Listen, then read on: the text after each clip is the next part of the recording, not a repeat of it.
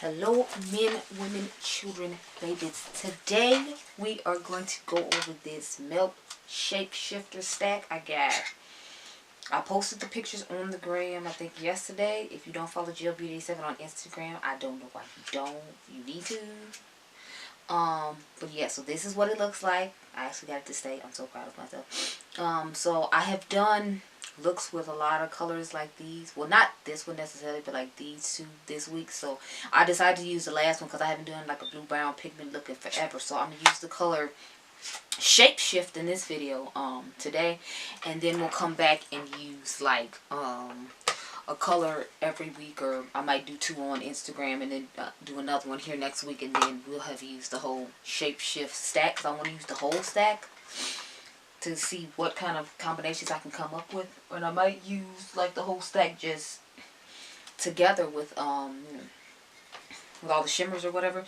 But I used my Viseart palette just for the mattes in this look today. So I got the Dark Matter palette number 4. And I've used just this color right here and this one in the crease. And then I put Shapeshifter all over the lid. So that's what we're going to do right now. Are you all excited about the them talking about the new Avengers movie? Because I'm kind of here for it, but I don't know.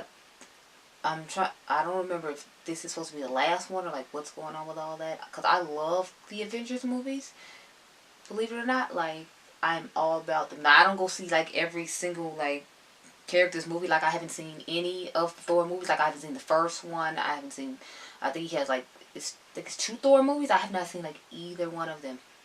And Thor is like one of my favorite characters, but I don't know, like his movies just don't attract me to theaters. Like, I haven't seen any of the new Spider-Man movies, although I do want to see the second one, but I think I'm just biased because Zendaya's in it. I believe I said that right.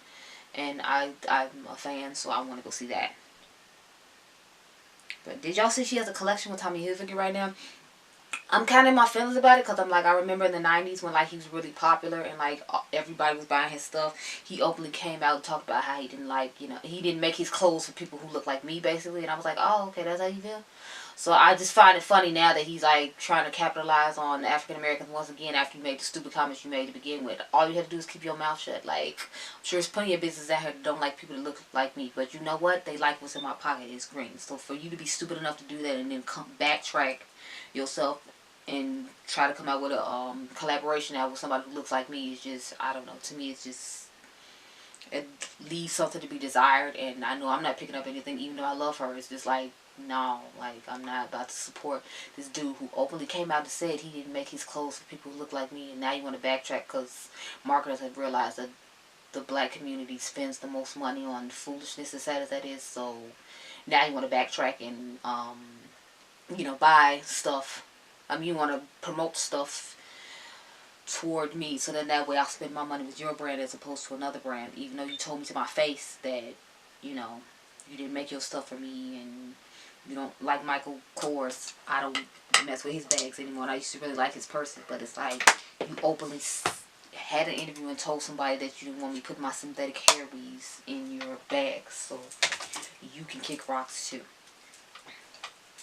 Okay, so it's like a lot of these brands out here, they trying to phony hickey pretend like they like us now because African Americans have the most buying power of everyone because we're the only ones who will go out and try to show off to each other and buy a whole bunch of stuff instead of saving like, you know, the rest of the world does.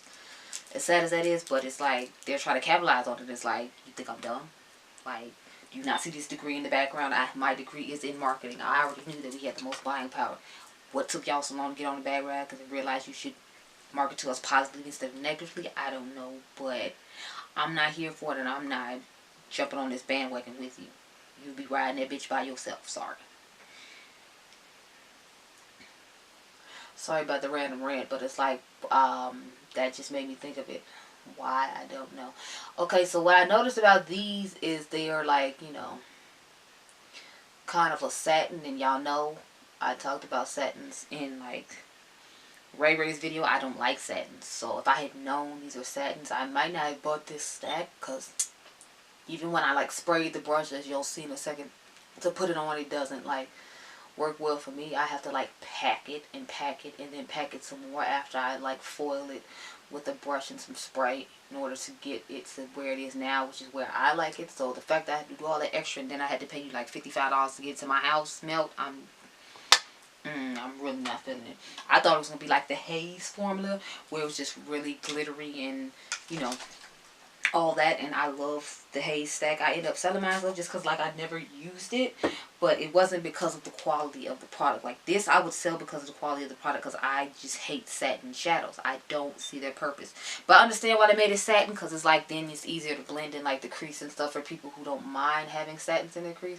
And I'm definitely a person who doesn't mind having satins in their crease. Like, I don't care. Like, if it's a satin shadow, it's fine. Now, when you try to put, like, glittery, shimmery shadows in your creases, like, bravo to you, sis, if you can pull that off. Because that's not one I can do at all. But, you know, it's cool. To each his own. I like the color combination of this, though, so I don't know. I'm trying to keep my reservations about it till. Now see, when you pack it on, and you'll see when I pack it on my finger, it gives me what I want then. But the fact that I have to, like, you know, do all of this just to get the shimmer intensity that I want was kind of like a pain in the ass. Because if y'all haven't noticed, I'm like a lazy makeup person. I'm not trying to do a whole lot just to get the results I need. Or the results I want. Okay, so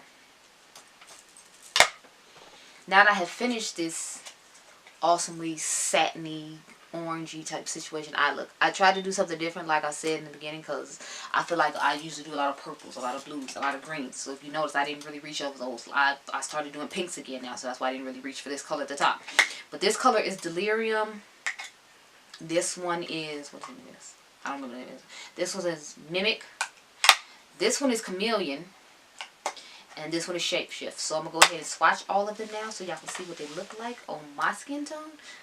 Because I don't know if Cocoa Swatches got these and has swatched them or anything. I don't know. So I'm going to just go ahead and swatch them right now. So this one is Delirium. Then swatch Mimic. Let's get Chameleon, which is actually my favorite shade in here. And I will definitely probably blend this into the crease in another video. And the last one I have is the one I use. So we use my thumb for that one because my finger is bandaged up right now. And that color is Shapeshift. So these are what they look like. It's okay, what was the first one again? I don't even remember.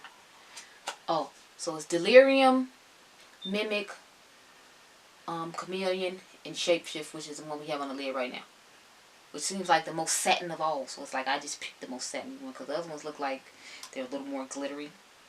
Anyway, so my thoughts on this stack, I should say, are I like the color combination. It's definitely got that grungy fall vibes that I would look for the fall and well, not winter, but for the fall and maybe a little bit of the spring, since I feel like I could wear this look now and be fine.